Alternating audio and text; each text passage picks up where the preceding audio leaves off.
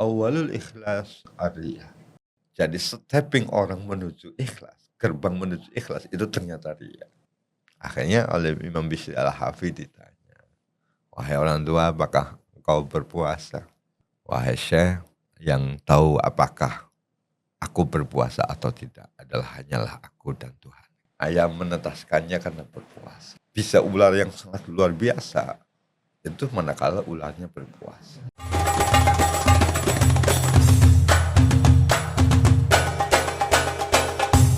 Sinihbar, Siniar Ikhbar.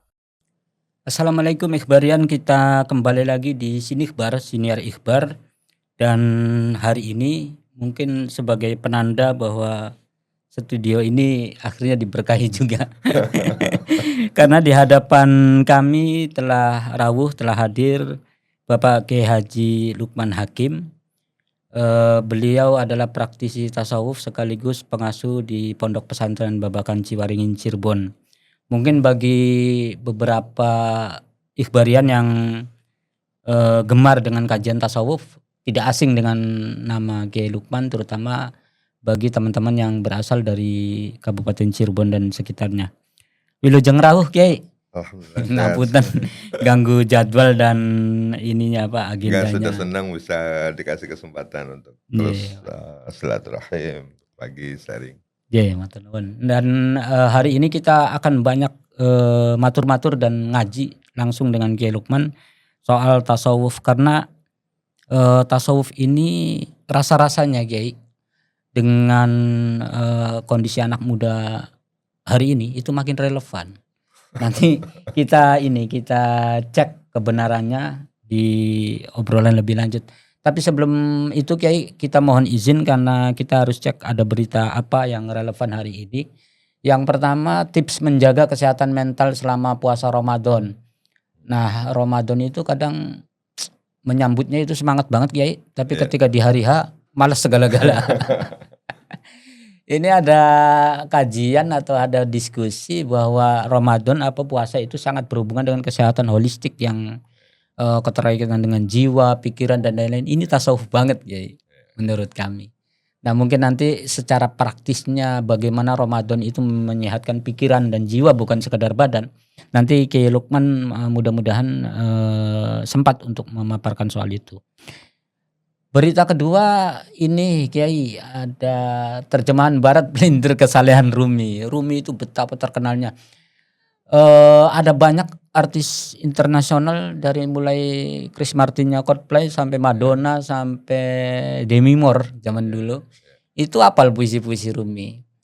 Tapi ada penelitian atau ada pendapat beberapa tokoh bahwa di Eropa, di Barat, itu kesalehan Rumi itu didegradasi. Misalnya dengan tidak memetaforakan kata anggur pada puisi-puisi Rumi. Anggur itu didefinisikan sebagai anggur.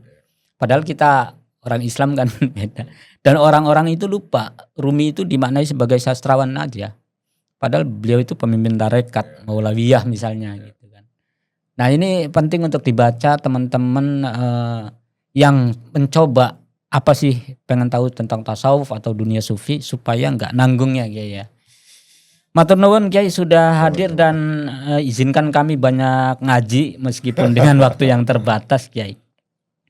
Karena ini kaitan konteksnya dengan puasa Ramadan Kiai. Kalau kita yang awam yang ya gembira beribadah itu ketika Syaban akhir aja. Wah, bakal puasa tapi orientasinya ngabuburit. Dan ketika hari H puasa itu azan maghrib, cari takjil gitu. Arahkan kami Kiai, makna yang jauh lebih penting daripada puasa itu kira-kira kayak gimana Kiai? Monggo. Ya, terima kasih. Pertama saya tertarik di satu apresiasi ayat Al-Quran berkait puasa. Akhiran ayatnya bunyinya la'allakum tattaqun. Begitu sangat spesialnya puasa langsung dikasih identiti seakan-akan puasa itu nanti akan menuntun kita menjadi muttaqin.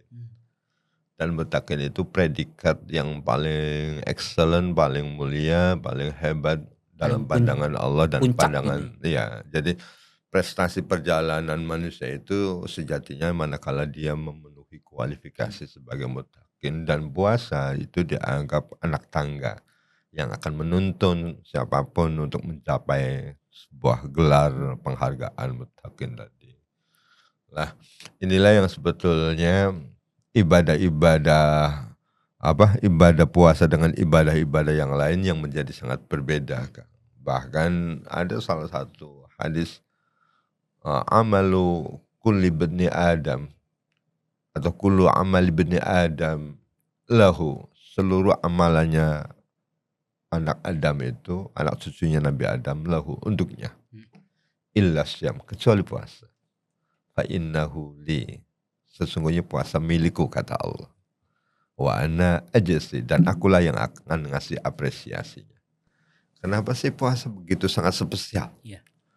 Ternyata memang kalau mau dirunut, kalau ibadah-ibadah yang lain memang ada variabel-variabel yang nampak, yang orang lain akan bisa melihat. Tetapi untuk puasa tidak. Iya. Kalau sholat ada gerakannya, ada bacaannya. Minimal ketahuan wudhu apa belum lah, bukan Ya, basah apa enggak. satu itu. Terus artinya orang lain bisa melakukan penilaian.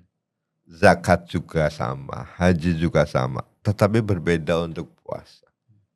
Seakan-akan gini, kira-kira kalau dari 24 jam itu ada rangkaian waktu aktivitas, kira-kira puasa itu yang quality time-nya. Gitu loh, Kak. Jadi silahkan waktu yang lain bisa berhiruk pikuk, berinteraksi dengan yang lainnya, tetapi minta yang quality time, minta khusus untuk berduaan. Nah, kira-kira yang khusus untuk berduaan itu, itulah yang disebut namanya puasa. Makanya puasa itu menjadi sangat luar biasa karena nggak ada aktivitasnya. Mana ngukur bahwa dia lagi puasa kan nggak kelihatan, nggak ada sesuatu. Maka puasa itu sejatinya adalah penempaan siapapun untuk dia mendapatkan predikat muttaqin. Nah, pertanyaannya apa spesialnya menjadi orang yang bertakwa tuh? Ya, di banyak referensi selalu saja yang akan dikasih kemudahan yang takwa, yang dikasih rezeki yang unlimited yang takwa, yang dijamin sukses yang takwa. Waqad fazal muttaqun, kalau dikasih kemudahan, wa may yattaqillaha yaj'al lahu makhraja. Dan ternyata kalau melihat 3 saja, Kak, itu cita-cita ide siapa? Orang pasti hidupnya ingin kemudahan. Enggak ada yang ingin. Itu digaransi dinas langsung ya? Langsung. Siapapun orang pasti ingin berlimpah. Dan siapapun pasti menghendaki keberuntungan dan kesuksesan. Nah, pertanyaannya, variabel apa yang menghantarkan kita untuk senantiasa dikasih akses kemudahan? Variabel apa agar kita senantiasa dikasih keberlimpahan rezeki? Dan variabel apa dijamin sukses? Variabelnya takwa. Pertanyaannya apa ya? Nutrisi yang bisa menuntun kita menjadi muttaqin, puasa. Makanya puasa itu menjadi sangat spesial. Saya pernah nyolong-nyolong ngaji di YouTube ke Kiai. Dari keterangan Kiai ini ternyata matching banget ya antara puasa dengan tasawuf, Kiai. Saya pernah mendengar Kiai ngutip Imam Junaid itu Al-Baghdadi yang katanya at-tasawufu anta arifallah hatta la yakuna bainaka wa bainahu wasitoh katanya. Jadi tasawuf itu yang mengantarkan kita mengetahui Tuhan dengan sedemikian rupanya hingga tanpa perantara. Koreksi kalau salah Kiai ya. Jadi matching banget ya kalau membahas puasa dan tasawuf, Kiai. Nah, pertanyaan lebih lanjut nih, biasa penyakit Genji nih. Setiap tahun kita melewati puasa Ramadan, bahkan kita coba-coba yang santri puasa Senin Kamis. Tapi kok rasanya kayak rutinitas biasa aja, Kiai. Tidak membekas ke arah atau penanda muttaqin tadi misalnya. Setelah puasa ya udah malas lagi. Puasa ada qiyamul lail, oke, tapi setelah puasa selesai lagi. Itu gimana, Kiai? Ya, mungkin saya bisa ngasih analogi yang paling simpel. Kalau orang ini perangkat, kira-kira dengan perangkat ini akan menuntun orang menjadi apa? Ya bergantung. Mungkin hanya akan dihabiskan untuk nge-game aja. Mungkin akan dihabiskan untuk setting-setting. Tetapi juga mungkin akan dihabiskan untuk menggali berbagai macam keilmuan dan literatur-literatur. Pertanyaannya, bagaimana agar ini berdaya guna? Bagaimana agar ini menemukan kelezatan, kenikmatan? Bagaimana dari sini ada sesuatu yang luar biasa? Lagi-lagi memang kata kuncinya mengenali produk knowledge.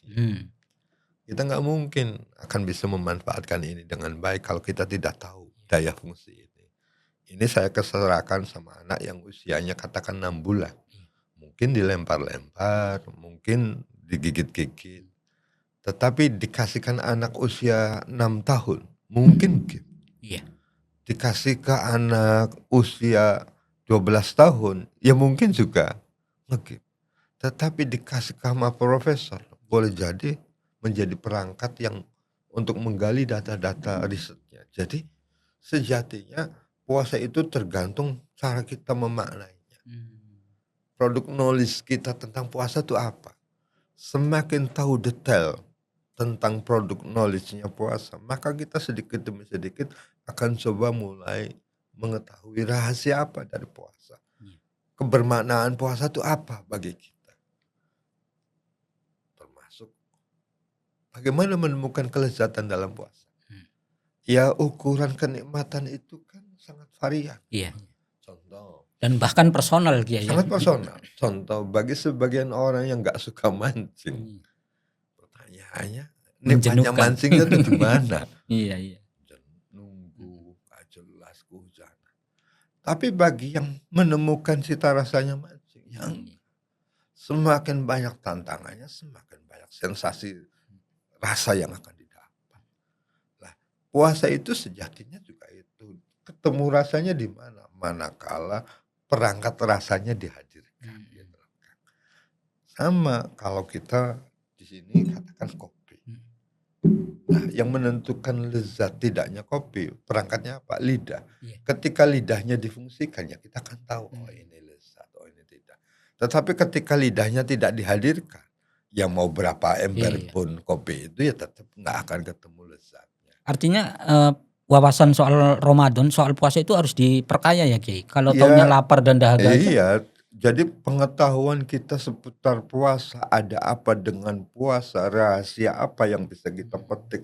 Kalau mau lebih holistik dari aspek kesehatannya, dari aspek sosialnya, dari aspek mentalitinya, dari aspek spiritualitinya, ada semua. Kajian-kajian atau literatur-literatur yang menjelaskan tentang puasa dari berbagai multidisiplin ada semua. Mau nggak kita belajar? Sama, ini perangkat. Tapi kalau kita tidak tahu perangkat aplikasi yang ada di handphone ini, ya juga nggak akan bisa memberikan arti apa-apa. Nah makanya siapakah yang akan bisa menemukan cita rasanya puasa? Dia yang mau menghadirkan perangkat rasanya hadir dalam puasanya. Siapa yang akan bisa mengeksploring daya manfaatnya puasa? Dia yang mengetahui sisi-sisi tadi, khasiatnya, mazianya, keistimewaannya puasa dari berbagai multidisiplin. Kira-kira itu. Jadi apakah puasa itu rutinitas hanya menunda makan dan minum? Ya tergantung sudut pandangnya. Kalau sudut pandangnya kita bisa menangkap pesan puasa, dahsyat sekali. Pertama, seakan-akan Allah ngasih jalan indah nih kalau ingin jadi orang yang jamin sukses, jamin beruntung, rezekinya berlimpah, selalu dalam kemudahan. Silakan tempuh jalan puasa. Karena puasa menggaranti tiket takwa. Dengan takwa, accessibility kita menjadi sangat terbuka. Suksesnya di tangan, keberlimpahannya di tangan, kemudahannya di tangan. Belum lagi predikat-predikat yang lain tukang akses. Jadi password agar kita bisa mengakses itu semua, passwordnya adalah takwa. Lah, takwanya hanya akan bisa direngkuh dengan puasa salah satu. Bagaimana pandangan tasawuf Kiai? Misalnya tadi garansi ayat-ayat yang menggaransi enaknya atau nikmatnya orang bertakwa itu bakal begini. Sementara di sisi lain Kiai, kalau saya dengar ngaji kan soal keridhaan, keikhlasan, kepasrahan, penghambaan penuh kepada Allah. Batas-batasnya gimana Kiai? Saya puasa biar sukses, saya puasa biar itu Oh ya, masih di jadi level gini, toleransinya seperti apa Kiai? ya jadi grand ideanya ibadah itu ibtigha amardhatillah. Tetapi untuk menapaki sampai pada level yang ibtigha amardhatillah, memang kita tidak akan pernah bisa lepas dari infiltrasi atau pancaran-pancaran keinginan Iya. siapapun kita. Makanya kita nggak apa-apa. Kita oleh Allah dikasih daya nafsu. Daya nafsu itu sebetulnya memantik kita agar silakan gapai apa yang pengen diwujudkan.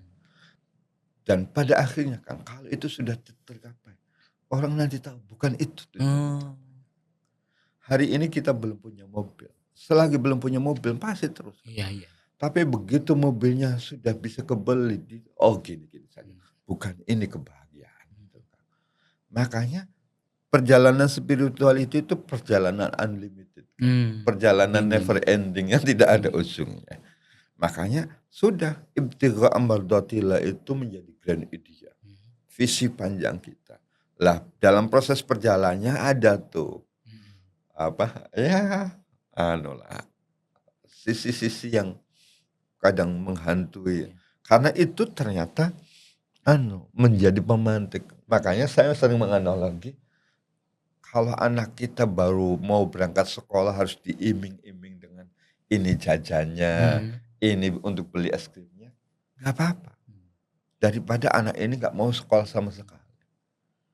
Karena proses penapakan untuk menuju situ, itu salah satunya. Nah, saya ingat sekali omongan guru saya, kalau kata beliau, awalul ikhlas ariyah. Jadi stepping orang menuju ikhlas, gerbang menuju ikhlas itu ternyata riya. Jadi sudah nggak apa-apa, tapaki dulu proses riya itu. Karena tanpa harus ujung-ujung nggak mungkin lompat langsung ke ikhlas tanpa melewati batasan riya tadi. Jadi kalau saya terobos aja dulu riyanya. Nanti kalau riyanya sudah bosan, sudah melek kalau teman-teman, nanti orang akan mulai ketemu. Itu makanya mungkin ya Kiai, di kajian tasawuf kitab-kitab itu relatif mengakrabkan kita dengan keyword tingkatan, level, makom gitu ya. Kalau tasawuf itu identik. Ya karena sejatinya kan ini perjalanan kan. Jadi ya kayak kita menuju ke Jakarta kan mau tidak mau harus melewati Indramayu, mau tidak mau harus melewati Subang, mau tidak mau harus melewati Kerawang, mau tidak mau harus melewati Bekasi. Gak mungkin kita langsung ke Jakarta. Nah sama tahapan-tahapan itu ada. Jadi orang pemantiknya untuk puasa nggak apa-apa. Yang dia condong dari aspek kesehatan ini loh. Makanya di Quran tuh ada basyirau wa nadhir. Ya nggak apa-apa. Memang levelnya kita masih harus dikasih iming-iming. Makanya silakan ketertarikan kita berkait puasa itu di mana. Ya sudah pada level itu. Nanti kalaupun toh sudah sehat, pertanyaannya dengan sehat mau ngapain? Lah dia akan cari lagi. Itu makanya di level-level tertentu atau makom tertentu orang atau ulama itu makin tenang, makin tidak berteori ya Kiai ya. Karena perjalanannya makin seru gitu ya Kiai. Nah kembali lagi Kiai, tadi di soal banyak hidden manfaat tersembunyi dari puasa yang kita harus cari itu. Nah anak muda sekarang itu Gen Z itu mental health itu jadi keyword yang lagi ngurusin soal kesehatan mental, soal pikiran, soal tekanan dan lain-lain. Kira-kira salah satu dari misteri itu menenangkan jiwa itu bisa bersumber dari puasa Kiai. Dan kalau itu iya, gimana cara dapat sampai ke level membuat puasa itu membuat hati tenang, jiwa? Ya gini, saya tadi dari rumah ke sini tuh saya sempatkan ke rest area. Saya saksikan banyak orang ke rest area. Coba bayangkan seandainya dari Merak sampai Banyuwangi, soalnya nggak ada rest area. Apa implikasinya? Orang kelelahan, orang nggak fokus, mesin keganggu. Nah, rest area itu merefresh. Mesin yang asalnya panas menjadi dingin, tenaga yang asalnya capek menjadi refresh. Nah, rest area itu kalau perjalanan hidup kita sama dengan Ramadan.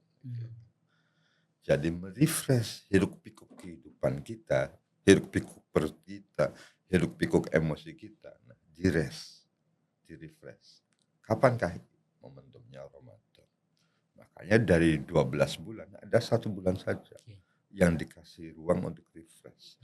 Karena betapa terus menerus tanpa henti pasti juga akan dampak luar biasa. Makanya dari mana implikasi puasa itu akan mendapatkan ketenangan?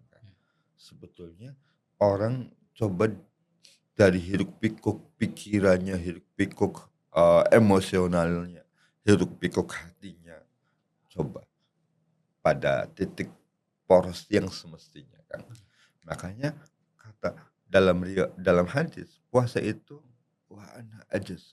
Puasa itu seakan-akan kalau hidup kira-kira gini. Kalau saya punya kekasih itu, silakan waktunya main dengan teman-teman silakan.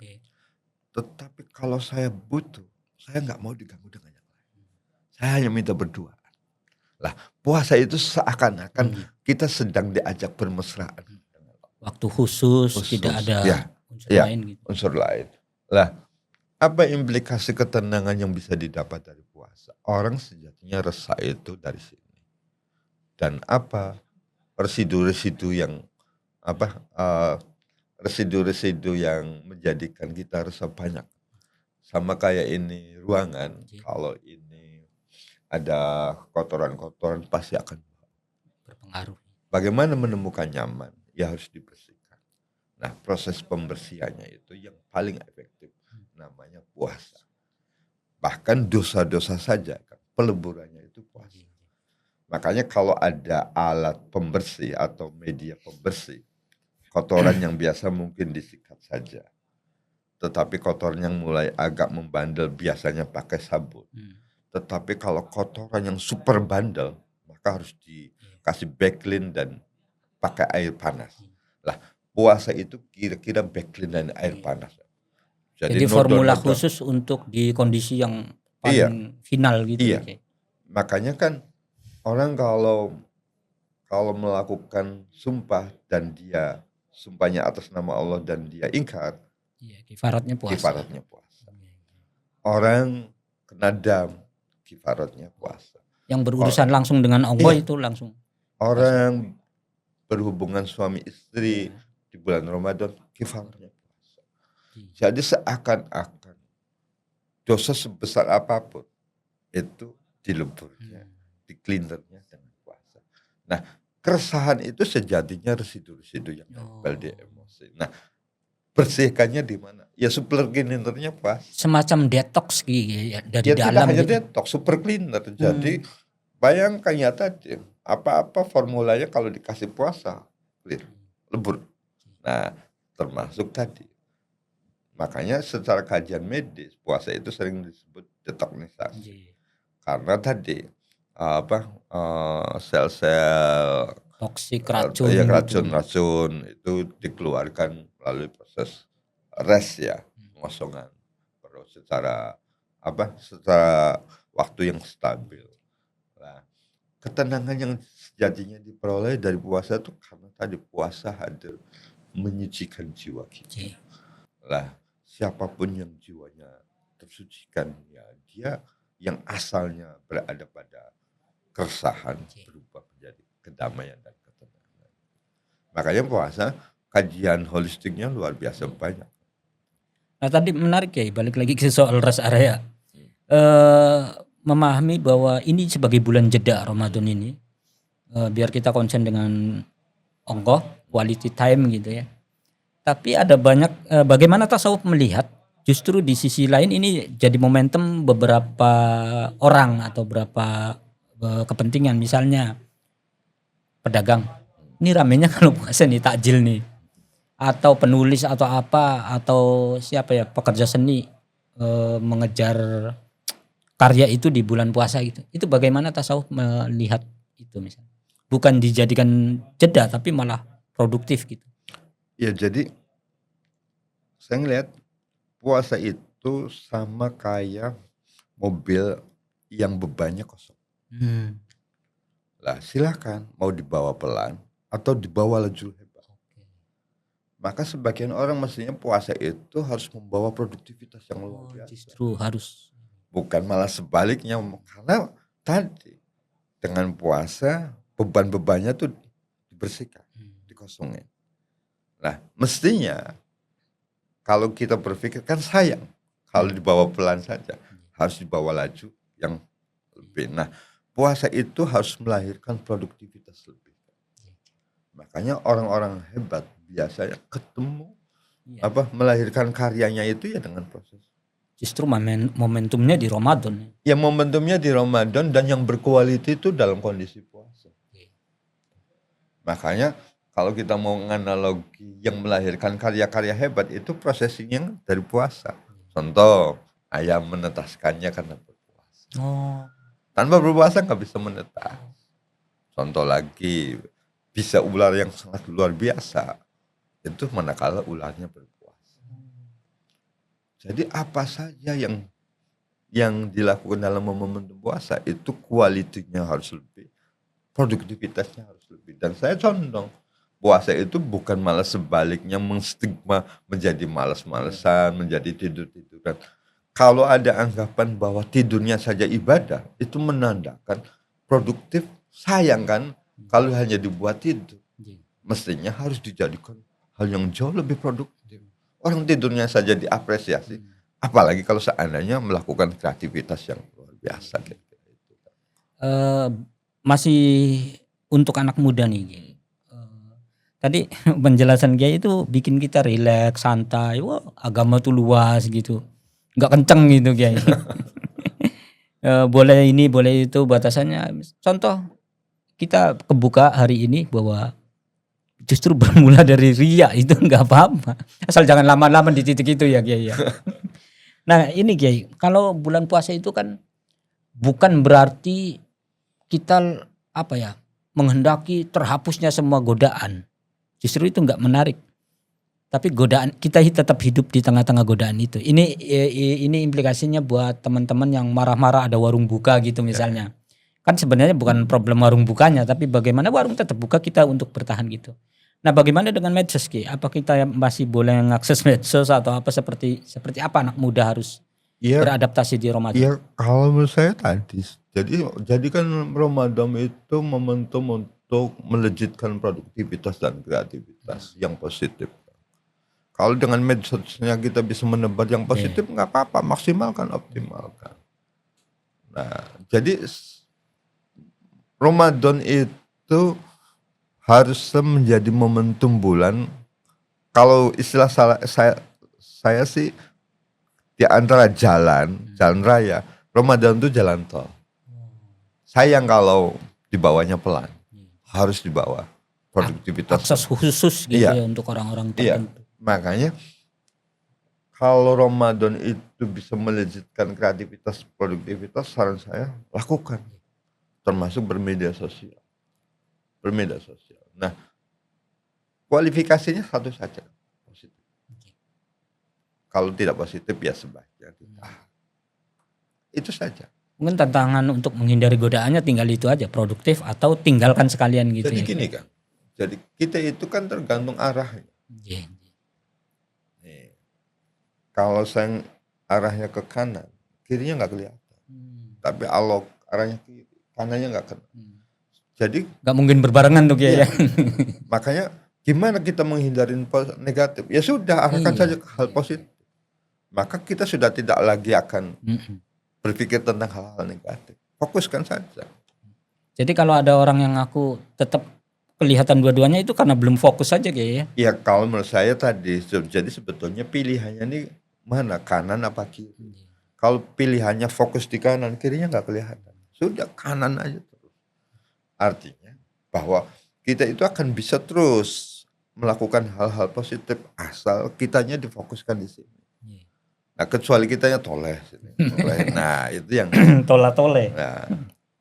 Nah ini Kiai, kalau ulasan-ulasan apalagi berbasis kitab kuning mungkin akan agak gak gampang nyerap ke kita nih yang awam gitu, teman-teman terutama. orang itu biasanya gampang masuk di soal apapun itu dari kisah, dari cerita, dari inspirasi gitu, inspirasi dari orang lain. Kiai, kalau di dunia sufi itu ada nggak sih kisah dari seorang ulama atau apa yang paling inspiratif dalam hal puasa? Yang sehingga kita kalau meneladaninya 100% itu agak susah, tapi minimal kita tahu dan terinspirasi sedikit gitu. Ya, sebetulnya saya kalau ngambil ceritanya sufi, anak-anak kita juga gengsi tuh, dia kan orang sufi, orang tasawuf, jadi sudah langsung ke blocking lagi Kang. Sekalipun ada sebetulnya. Tapi saya hanya ingin, saya punya tetangga yang setiap hari itu selalu berpuasa. Nyaris kalau harus diukur umurnya, dia mulai puasa itu sejak usia 15 tahun. Sampai akhir hayatnya, sekarang sudah almarhum. Berarti lebih dari 50 tahun, 60. Ya. Nah, sehari-harinya nyangkul, jualan. Gak pernah memperlihatkan lemahnya. Nyangkul aja nyangkul. Nyangkul sawah, nyangkul kebun. Bahkan jualan itu gak pernah pakai mobil, kan dipaku. Ya kemana-mana jalan saja, dipanggul. Gak pernah memperlihatkan kelihatan lemesnya, kelihatan memelasnya gak ada. Sehat terus. Dan wajahnya senyum terus. Cerah. Pendidikannya gak nunjuk. Gak pernah mesantai. Tapi Tetapi seolah-olah beban apapun gak nempel gitu ya Kiai. nah, saya ngeliat ada hal istimewa. Hal istimewa yang mau saya terus terang belum bisa itu apa. Selalu senyum. Selalu senyum. Wajahnya selalu memancarkan senyum. Gak pernah kelihatan marah. Nah, saya meyakini itu asal dari puasa. Dan saya banyak belajar juga orang-orang yang terus mudakwahnya puasa. Memang saya melihat banyak sisi-sisi lebih. Karena sejatinya tetap kan kalau orang berinisiatif mau puasa berarti dia memilih jalan out of the box kan. Kira-kira gitu loh. Jadi kalau Ramadan lain, mah biasalah, tapi iya. kalau puasa sunnah ini kan tantangannya Iya. kerasa lebih berat. Iya. Jadi orang dia memilih out of the box. Nah, makanya orang-orang yang memilih out of the box ya pasti juga ada karunia-karunia yang luar biasa karena dia memilih tidak dengan jalan-jalan biasa gitu. Nah, saya berkait dengan seorang sufi ada Bisri Al-Hafi. Bisri Al-Hafi itu seorang sufi. Terus di bulan Ramadan dia banyak sekali menyaksikan orang yang kelihatannya lemes gitu loh. Gak bergairah, pada tiduran di siang hari. Tetapi dia menemukan ada seorang tua yang bekerja keras, ceria terus. Dengan karakter kayak tadi. Dengan karakter kayak tadi. Nah, Imam Bisri Al-Hafi ini penasaran. Ini gak biasa. Di bulan Ramadan kerjanya total, tetapi ceria. Akhirnya oleh Imam Bisri Al-Hafi ditanya, wahai orang tua, apakah engkau berpuasa? Jawabannya yang menjadi menarik. Wahai Syekh, yang tahu apakah aku berpuasa atau tidak adalah hanyalah aku dan Tuhan. Dan begitu pun, kalaupun toh aku tidak berpuasa, yang tahu adalah aku dan Tuhan.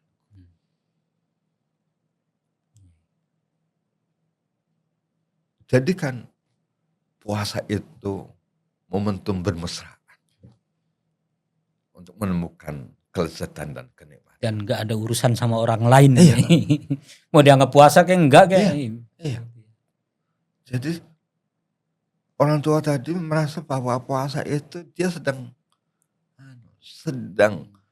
berinteraksi bermesraan dengan sang kekasih. Jadi dia sangat ceria, sangat menikmati. Sementara yang lain masih berpikir gimana perutnya gitu ya. Gimana nanti sore es jus. Nah itu kayak kita kembali ke dunia awam nih, ke dunia kami. Kalau lihat survei riset itu setiap tahun dikeluarkan, tingkat konsumsi masyarakat Indonesia ketika Ramadan justru naik. Ya. Ini kan agak aneh ya kalau secara logika, karena satu untuk menahan makan, Ya. tapi kok konsumsi naik. Ternyata bukannya mungkin nggak apa-apa ya Kiai, karena bagian dari self reward, dia beribadah dengan benar gitu, bukannya yang enak gitu.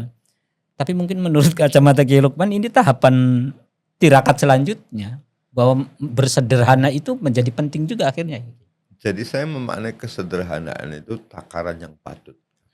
Jadi sederhana itu kalau saya mengkonstruksinya adalah tentang takaran yang patut.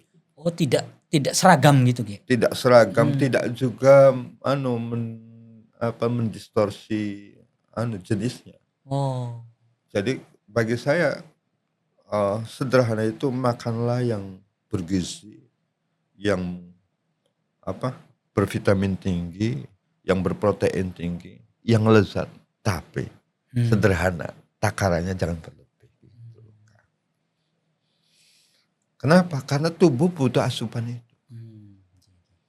Jadi tubuh kita kalau dikasih asupan yang bergizi, berprotein, berkalsium, berkalium, itu akan bagus. Nah, sederhananya di mana? Sederhananya di takaran yang patut. Jangan berlebih. Kadang kita campur aduk sih Kiai. Kalau ngomongin gizi, nutrisi itu sama dengan mahal. Padahal tempe murah ya. Iya, artinya gini Kang, bahwa tubuh itu harus diperhatikan. Kalau kita mau puasanya menemukan lezat dan tubuh juga maka hak-hak tubuh juga harus juga diperhatikan. Karena apalah artinya kita berinteraksi, katakan hatinya ke sementara kita mengabaikan hak-hak tubuh. Makanya butuh keseimbangan. Itu mungkin yang membedakan Islam dengan kepercayaan atau keimanan lainnya, tidak memaknai puasa itu sebagai persembahan penderitaan, bukan ya Kiai? Ya, sejatinya hidup itu bukan untuk menderita. Saya tidak menemukan literatur agar hidup untuk menderita. Ini menarik. Ya saya tidak menemukan kan. Ini menarik karena kita kan nggak tahu apakah kabur atau keterbatasan pikiran kita. Orang Islam itu bagi orang Islam itu penjara. Ya iya, tapi saya tidak menemukan literatur bahwa hidup itu untuk menderita. Bahkan kalau mau jujur kan, apa kita dihadirkan di muka bumi? Suruh mencicipi karunia nikmat. Silakan dituntun untuk menjadi khalifatul. Bergengsi semua. Hak lola, hak lola, hak. Iya, jadi bukan untuk menderita-merita, bukan enggak. Makan, kulu min thayyib, makan yang nikmat. Gitu loh. Gen Z ini teman-teman muda harus ngaji ke Kiai Lukman. Kalau teman-teman selama ini melihat agama itu ngekang, serem, tasawuf apalagi harus ngadep barat terus, wirid terus, ngajilah sama Kiai Lukman. Iya Kiai, karena kita itu banyakkan prasangka, asumsi dan lain-lain, jadi belum. Iya, saya nggak menemukan Kang literatur mana ayat Quran agar kita hidupnya menderita. Bahkan yuridullahu bikumul yusra wala yuridu bikumul usra. Enggak, Tuhan menghadirkan kita di muka bumi bukan untuk sulit-sulitan kok, malah sebaliknya. Pengen dikasih ke asas-asas kebutuhan. Kalau termnya diuji iya ya Kiai ya. Uji itu sejatinya juga bentuk cinta kasih Kang. Ayo kita sekolah, sok milih. Mau dikasih ujian atau tidak dikasih ujian? Kira-kira mana Kang? Milih dikasih ujian. Yang DO yang enggak. Karena kalau dikasih ujian kita bisa naik levelingnya. Tapi kalau gak dikasih ujian, dari mana kita akan ada kesempatan? Nah itu yang maksud saya sebetulnya. Apapun syariat sejatinya untuk kebaikan kita. Termasuk puasa. Nah kembali ke soal kesederhanaan Kiai. Pesan kesederhanaannya tadi apakah sebatas ya nggak apa-apa penuhi tuntutan dari tubuh kita, atau ada hal lain soal kesederhanaan, kan bukan dulu menu berbuka kan. Jadi kalau menurut saya kesederhanaan itu kalau saya memaknainya takaran kepatutan. Takaran kepatutan. Contoh, kita punya kemampuan beli mobil Ferrari. Gak apa-apa beli. Tapi kepatutan. Tetangganya jangankan Ferrari. Mobil biasa aja nggak punya, ya kita Ferrarinya satu saja cukup, gitu loh Kak. Jangan Ferrarinya satu lusin, kira-kira gitu tuh. kepatutan. Jadi kalau saya memaknai kesederhanaan itu. Bagaimana cara mendapatkan kontrol kepatutan itu? Kadang badan kita nggak tumpul sih soal kontrol kepatutan itu. Disitulah yang sebetulnya memainkan peranan bahwa empati dan sensitivity kita harus terus diasah. Kita tidak akan punya daya kualifikasi kepatutan kekontrol tadi kalau daya empati dan simpati kita tidak dirangsang. Nah, dari mana memulai empati dan simpati itu? Ya, dari berpuasa. Kadang kita makin enak makin lupa sih Kiai. Jadi bagaimana cara itunya ya dari rutin berpuasa itu. Ya, makanya gini Kang, ternyata orang menemukan hal-hal yang bisa membangkitkan cita rasa dirinya, termasuk kebersyukurannya itu dengan banyak cara, nggak bisa disamaratakan. Nggak bisa disamaratakan. Contoh, ada orang yang seneng burung. Boleh jadi dia menemukan ketakjuban akan kemahabesaran Allah itu dari suara burung. Dan kita yang nggak suka burung juga nggak boleh membuli atau mencemooh. Nah, pada akhirnya silakan kalau seneng burung. Tapi lagi-lagi tadi kepatutan itu. Kalau berlebih burung ya nggak bagus. Makanya saya ngelihat agama itu membatasinya ngasih koridornya apa? Jangan israf. Gitu saja. Jadi jangan berlebih, tetapi juga jangan pelit sekali, kira-kira gitu loh. Jadi la taqnatu wala tusrifu. Pelit sekali ya jangan. Boros sekali ya jangan. Nah, kaidah menurut saya harmoni itu saya gunakan semua. Jadi memaknai keseimbangan itu di apapun, tubuh butuh gizi, butuh protein, asupan. Kita butuh rumah yang nyaman, silakan. Studio ini Kang, bisa diakses secara baik apa? Karena nyaman. Coba kalau panas, coba kalau pakai geripik, ya belum tentu. Artinya, ayo nggak apa-apa. Tapi kaidahnya kalau menurut saya kesederhanaan itu adalah takaran kepatutan. Tapi beberapa kali ngaji tasawuf misalnya cerita-cerita sufi itu memaknai kesederhanaan itu mungkin karena konteksnya kita nggak diterapkan hari ini ya. Jadi kayak susah, miskin gitu ya. Padahal nggak ada kan konteksnya gini, ya. Kang. Saya gini. Jadi pendapat itu harus dilihat dari dia hidup dalam konteks apa, yang melatar belakangnya apa, di mana dia, terus apakah itu terus dijadikan pegangan yang seutuhnya. Nah, saya hanya ingin belajar dari kebijaksanaannya Imam Asy-Syafi'i. Imam Asy-Syafi'i itu satu saat dia menggunakan pendapatnya dengan qaul qadim. Tetapi di saat yang lain dia gunakan dengan pendekatan qaul jadi. Artinya, apakah dianggap inkonsistensi? Tidak, karena melihat konteksnya. Ruang dan waktu. Lah hari ini kalau kita terus ngambil kokoh itu saja ya pasti nggak akan ditinggal oleh anak-anak kita. Nah sekarang pemahaman tasawuf itu harus yang kelihatannya, saya terus terang, saya kalau belajar tasawuf sosok-sosoknya kan kita bisa belajar Syekh Imam Abil Hasan Asy-Syadzili, Syekh Mursyid, Syekh Sa'id kalau yang belakangan modern lah Syekh Sa'id Romdon Al-Buti katakan. Saya terus terang Kang, kalau kita hari ini baru ngaji begini, saya sempat ngaji sama beliau langsung di tahun 2009, itu beliau sudah Ramadan Al-Buti. Iya, beliau sudah menggunakan handicam begitu. Begitu ngaji langsung di handicam. 2 hari kemudian VCD beliau beredar masyarakat. Nah, bagi saya itu sangat inovatif. Pakaiannya bergengsi. Sekalipun memang rumahnya, saya artinya ngelihat rumahnya wajar lah patut. Termasuk ini kali soal fun keilmuan yang jadi cakupannya juga ya bebasnya sesuai kebutuhan fikih siro bikin gitu ya. Ngomongin tasawuf gitu ya. Iya, jadi tasawuf kan nggak mesti harus Kang. Maksud saya kadang ditabrakin sih tasawuf fikihnya orang-orang maksud saya kan bahwa tasawuf diidentikan pakaiannya harus katakan jangan yang mentereng rumahnya. Maksud saya terminologi tasawuf yang di mana itu? Bukan itu gitu. Menurut saya bukan itu. Sejatinya tasawuf kan bagaimana penempaan hati kita sejatinya terus tetap terkoneksi kan, tidak putus, itu saja sejatinya. Nah, hal-hal yang melingkupi ya begitu bagi saya aksesoris saja. Makanya saya sepakat dengan Imam Abil Hasan Asy'adzili.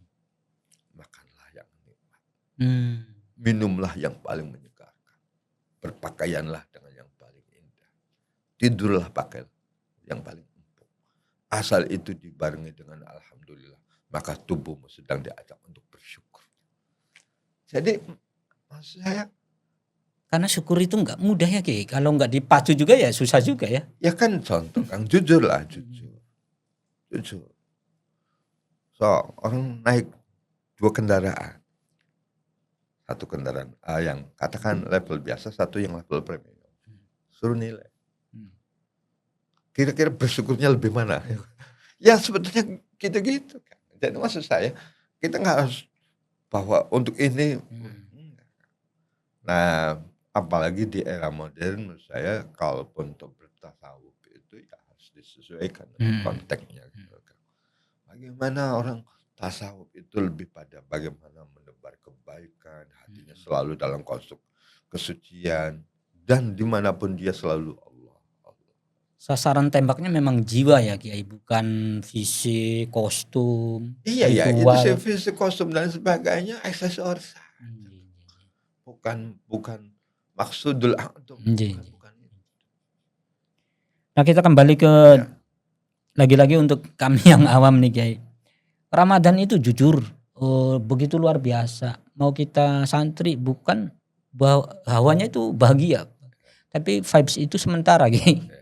Coba tambah tanggal 7 lah paling. Indikatornya ya soft tarawih lah, makin berkurang. Apalagi 10 terakhir itu udah pusing sama baju lebaran Kiai. Tips lah Kiai.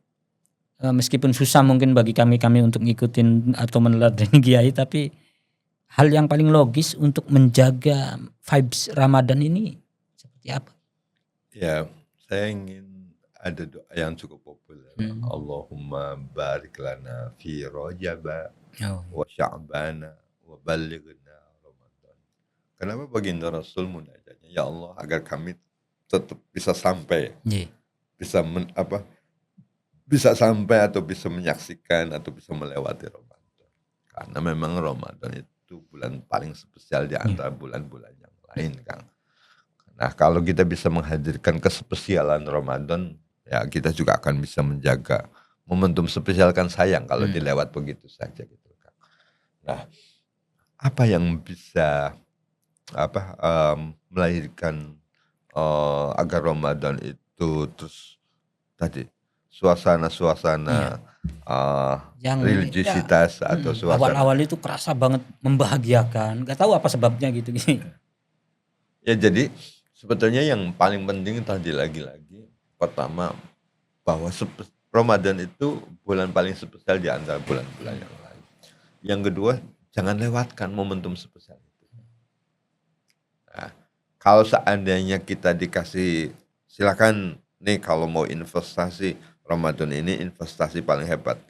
Ayo sok mau diisi apa? Lah, saran saya jadikan Ramadan itu momentum untuk berinvestasi. Berinvestasi amal, berinvestasi sosial, berinvestasi penataan diri, manajemen diri, pengendalian diri, berinvestasi membangun gagasan-gagasan. Makanya sebagian orang kadang untuk menemukan ide juga dengan cara berpuasa. Makanya para empu untuk ketika dia membuat keris agar menemukan guratan-guratan yang indah, dia lakukannya dengan berpuasa. Jadi puasa itu pengayaannya banyak sekali yang bisa kita lakukan. Sehingga tadi sentuhan nilai-nilai puasanya itu tetap enggak hilang. Nah, meskipun mepet lebaran tapi baju lebaran belum beli, ya akan tenang gitu.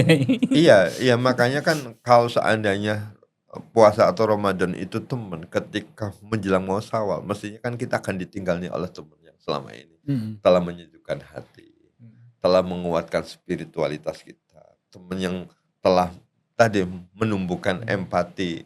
Nah, ketika Ramadannya lewat, mau ke Syawal, berarti kan teman ini mau meninggalkan kita kan. Lah kesedihan itulah yang sebetulnya bagi banyak orang nanti apakah ketemu lagi dengan teman Ramadan di tahun depannya. Tapi gitu. secara universal memang Ramadan ini sangat membahagiakan ya. Ya Rahasianya di apa nih? gini Kang, jadi coba aja Kang. Ada momentum yang ditunggu-tunggu dan datang, itu bahagia. Maka kenapa orang puasa itu jauh lebih bahagia Kang? Sebetulnya ada momentum ditunggunya. Tapi kalau di luar komunitas muslim itu kan saya beberapa interaksi atau wawancara, mereka bahagia juga Kiai. Ya Begitu kan universal. gini, karena gini. Kalau ngelihat si A bahagia, si B bahagia, si C bahagia, Menular. menular. Oh, Ya kebahagiaan. contoh lah, kita ngelihat orang lain goyang-goyang, sekeliling goyang-goyang, yang mau tidak mau akan ke bawah secara komunal tadi. Nah, jadi orang berpuasa itu minimal dia menemukan kebahagiaan menjelang buka. Minimal. Itu yang dijanjikan juga sih ya di hadis Iya, sih. iya makanya mau buka bahagia tuh dia. Nah tinggal apakah kebahagiaannya bertahan lama atau enggak ya tergantung ya. Tetapi maksud saya dia setiap harinya mencicipi dimensi kebahagiaannya. Mohon maaf Kiai, sampai yang enggak puasa atau bolos puasa pun nikmat di jam-jam ini. Jalan-jalan. Padahal dia bisa makan kapan aja tapi nunggu sore juga. Ya kan gini, kalau teman-teman yang pernah umroh atau pernah haji, kita mungkin di rumah di Indonesia malas jamaah. Tetapi begitu di sana ke bawah gitu kan, ke bawah. Nah, jadi sekeliling itu yang sekelilingnya pada ceria, pada bahagia akan terus membawa yang lainnya juga menjadi ceria dan bahagia. Maka kenapa kita penting berada di sekeliling orang-orang bahagia? Karena akan membawa kita menjadi bahagia. Kenapa kita penting berada di sekeliling orang-orang baik? Karena akan menuntun kita menjadi baik. Makanya di Quran itu ada wa alhiqna atau wa alhiqni bis-sholihin. Minta dikumpulkan bareng-bareng orang-orang soleh itu ya karena tadi frekuensinya akan tertular. Gitu. Jadi Ramadan itu momentum yang cenderung membangun ekosistem yang positif sebenarnya. Iya. Untuk siapapun. Untuk siapapun. Orang bangunnya lebih pagi. Makanya andai kata boleh milih isinya Ramadan terus mungkin orang milihnya Ramadan terus. Ekonominya lebih bagus, kepedulian orang lebih bagus, kebahagiaan kesehariannya lebih bagus. Kita nih mungkin nggak bangun, begitu Ramadan menjadi bangun.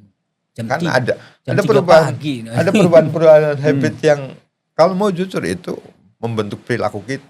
Dan itu pertaruhannya makanya pasca Ramadannya itu apakah bisa dipertahankan atau tidak gitu. Iya makanya idealnya Kang mestinya dengan 30 hari di tempat.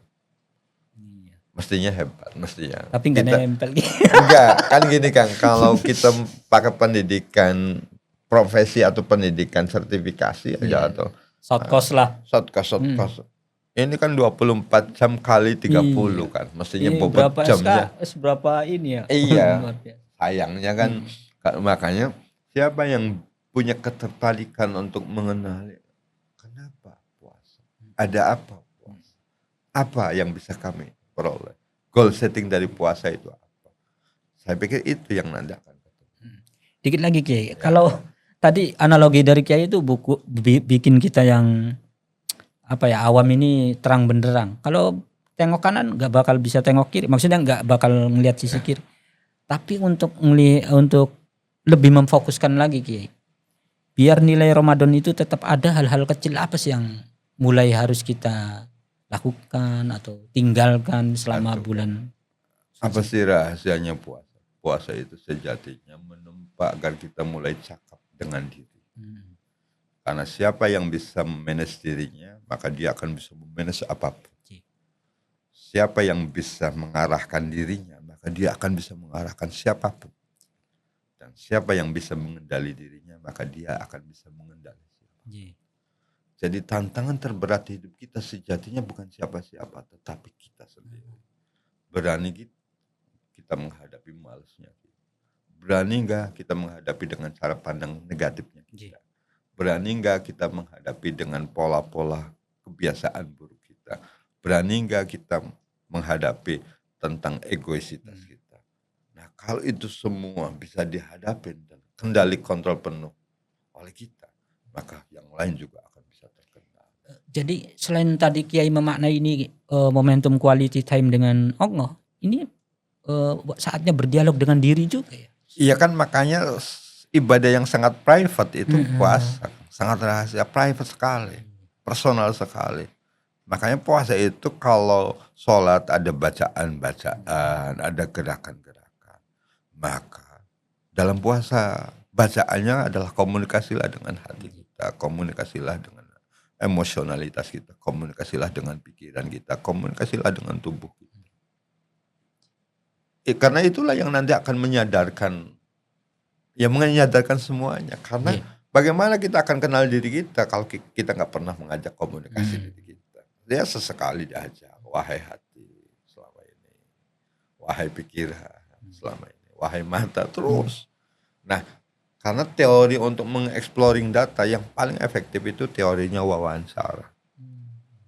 Kalau kita dengan pertanyaan-pertanyaan gitu. Iya kan, kita ingin mengenali siapapun kan, mengenali apapun kan, salah satu tekniknya adalah wawancara. Nah, ayo tubuh diajak wawancara. Yang wawancari diri kita sendiri. Datanya apa? Datanya untuk bahan refleksi dan evaluasi. Karena gak mungkin kita akan bisa membenahi kalau nggak tahu di mana titiknya. Nah, makanya puasa itu di samping koneksi ke atas, ibadah puasa itu sejatinya adalah cara kita dituntut untuk mampu memanage diri kita sendiri. Siapa yang bisa memanage dirinya, maka dia akan bisa memanage apapun. Bisa memanage perusahaan, bisa memanage lembaga pendidikan. Makanya gampang. Siapa yang bisa kuat menjaga dirinya, maka dia kuat akan menjaga yang lain. Nah terakhir Kiai, sebagai penutup mungkin teman-teman kalau nggak puas ya karena memang Sinikbar ini cuma terbatas beberapa menit, udah cari YouTube-nya Kiai Lukman, itu pengajian banyak dan siap-siap lupa waktu meskipun di sana ada ingatan untuk agar menghemat waktu dan lain-lain. Kiai sebagai penutup Kiai, kalau ada satu pesan paling penting yang ingin disampaikan anak muda berkaitan dengan jiwa, tasawuf dan Ramadan, itu kira-kira apa? Pertama, seluruh tuntunan itu sejatinya kebaikannya untuk kita. Manfaatnya untuk kita. Dan seluruh tuntunan itu sejatinya adalah bentuk cinta, kasih dari yang maha cinta. Maka hal yang paling indah adalah kalau kita mencoba melewati itu semua dengan happy. Bagaimana berpuasa dengan happy. Bagaimana kita mempelajari apapun dengan happy.